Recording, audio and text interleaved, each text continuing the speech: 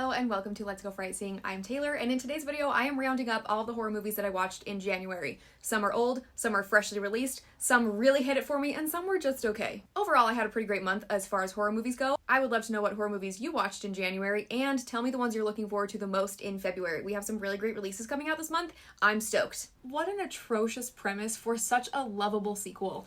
I Still Know What You Did Last Summer has so many issues and plot holes. I shouldn't love it as much as I do, but I can't help myself. A year after the original movie, we are back with Julie James as she tries to deal with her trauma in a college setting. After surviving the attacks from the hook-handed fisherman Ben Willis, Julie is jumpy and paranoid, as she should be, and is dreading going back to her hometown. Her hot boyfriend, we love to see him, Ray, tries to convince her to come back for a 4th of July celebration. She says no, and then he gets all mopey and leaves. Meanwhile, Lonely Boy Sr. is trying to sneak his way in. That was a Gossip Girl reference if you're not familiar. Anyways, we have a new bestie on the scene, Carla, played by the wonderful and flawless Brandy. The girls end up with last-minute weekend plans when Carla wins a radio show trivia game and is given 4 tickets to a luxury resort in the Bahamas. She invites her boyfriend Tyrell, and Julie invites Ray, who is still salty from their earlier discussion, and says that he can't make it. Rather than inviting literally anyone else, Carla tells Tyrell to bring Will. Then the group flits off for a very odd scenery change, and this resort in the Bahamas becomes the backdrop for Fisherman 2.0, and things get very scary very fast. Julie isn't just fighting off a psycho killer, she's also dealing with the emotional turmoil caused by Carla, because girl, who makes their best friend share a room with some rando because her horny boyfriend can't cool it for 24 hours.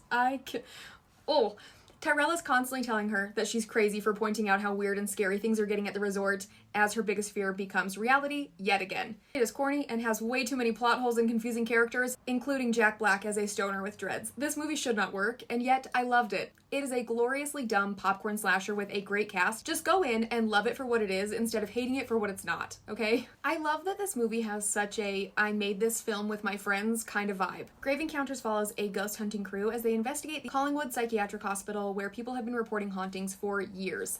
The beginning of this movie starts off explaining that the show has been canceled after 5 episodes because of the disappearance of the crew. They tell us that the footage that we are going to see is pieced together from raw footage from their cameras showing exactly why the show was canceled.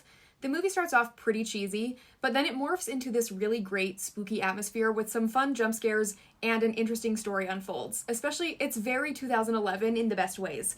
As someone who does like this much acting, mainly for her friends' passion projects, I have a thing for scrappy little indie films that just blast off in the box office. It's what we all want to happen, okay? The budget for this film was $120,000 and it made $5.4 million during its very limited theatrical release. It's great, okay? That's cool. There is a reason this movie has such a cult following, and it's a really fun watch. Don't overanalyze it, just sit back and let the crew take you for a wild ride through the back rooms of this haunted hospital. It does like back rooms in a way that is so perfect before the back rooms lore was really a thing. Mama, a wolf man behind you. Okay, the first 40 minutes of this movie, I was so in. I love the atmosphere. I think the acting is phenomenal.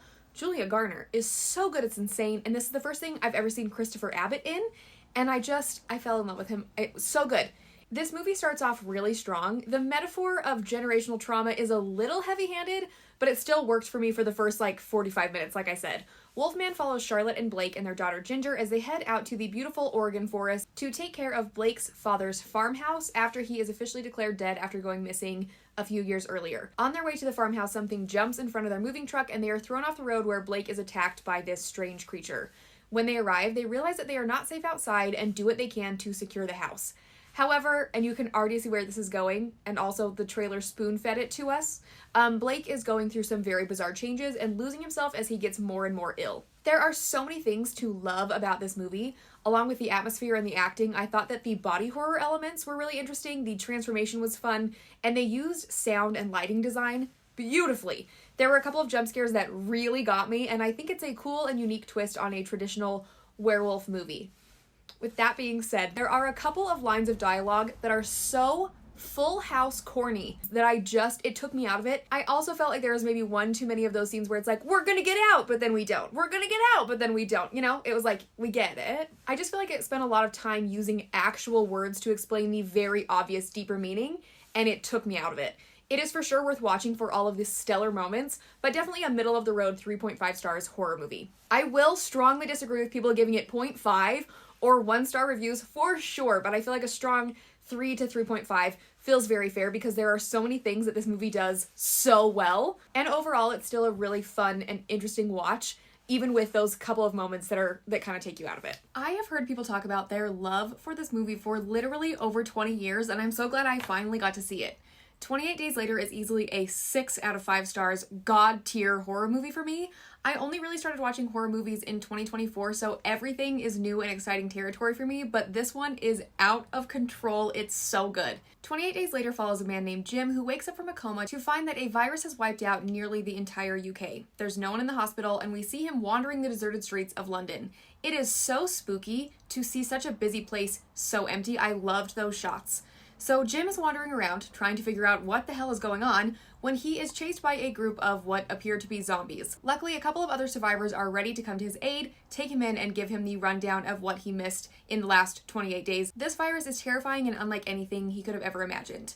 Jim and the group set out to find a military sanctuary in hopes that there is something left to salvage in the world. This movie is gripping and heartbreaking and infuriating in a way that made my blood boil. So if you, like I used to be, are one of the few people who haven't seen this movie, you absolutely should. As I was getting ready to film this, I saw that there is an article saying that there is actually multiple alternative endings. Maybe I will make another video going over spoilers so we can discuss all of it without ruining anything and talk about those alternate endings. I'm so curious now. Okay, let me start by saying that the concept of this movie is so brilliant, but this is my formal request. I'm begging you, stop marketing things as the scariest horror movie of the year. We gotta stop saying that. This was another one of the scariest movies you'll see this year. And I actually didn't watch the trailer for Presents before I saw the film. Ever since the Abigail incident, I feel very nervous to watch trailers at all, so watching the trailer after the fact, this trailer sets you up for something that this movie does not deliver. With that being said, I liked it, but it definitely was not the scariest horror movie you're gonna see this year. And let me also say, the horror genre is such a wide range of things, and not everything has to be like, gives you nightmares, makes you sick to your stomach, shit your pants in the theater to be considered horror, okay? The most boring and overused critiques on horror films is, it wasn't scary. However, this is one movie that I would say is first and foremost a family drama with a paranormal horror element and not a straight up horror movie. Presence is a very unique take on a haunted house film. The entire thing is shot from the point of view of the ghost. We are seeing the events unfold from the ghost's eyes as we watch a family's daily lives and fights and secrets that kind of unfold in front of us. It took me a second to get my bearings with the way that this is shot, but it plays out in a really interesting way that I could go on and on about. It almost feels like a point-and-click story-driven video game if you are into those kind of games. So the storyline, I don't want to give anything away, so I will keep it very brief. The family moves into a new house and things start to feel very off. The daughter, Chloe, is the one who is feeling it the most. Chloe has suffered some very difficult losses in her life recently and is trying to navigate the grief that she's dealing with.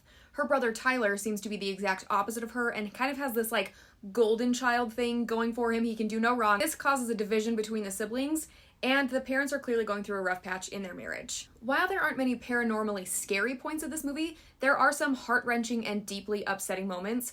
Walking out of the theater, I think I was feeling like it was kind of like a 3.5 star movie, but the more I think on it, the more I think about all the different elements and the way that things come together and how interesting it was, I'd say it's more of like a 4 to a 4.5. My appreciation for this film has definitely gone up since I've had the chance to kind of like ruminate on it, sit with it for a while. I liked it a lot. The misogynists are gonna hate this movie, which means I loved it. Here's the thing, I can't tell you a lot about this one because I don't want to ruin it like it was ruined for me. Don't watch the trailer, just don't. I tried really hard to avoid the trailer for this movie, but then I told a friend, I'm seeing Companion this week, and she said, oh, I saw the preview for that. Is that the one where blah, big huge plot point that's ruined in the trailer happens? And I said, excuse me?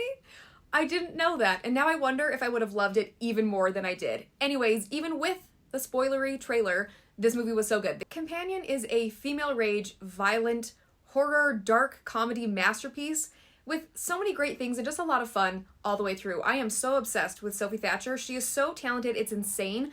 I literally can't say more than that. Just watch it. I loved it. Maybe I'll do another video where we can talk a lot of spoilers and go over all of the really specific great things about this movie, but I can't tell you the things I loved without ruining it, okay? Here's what I can tell you. This group of friends goes to this isolated cabin getaway, and things just, everything goes to shit. It goes completely off the rails. Just watch it. I loved it.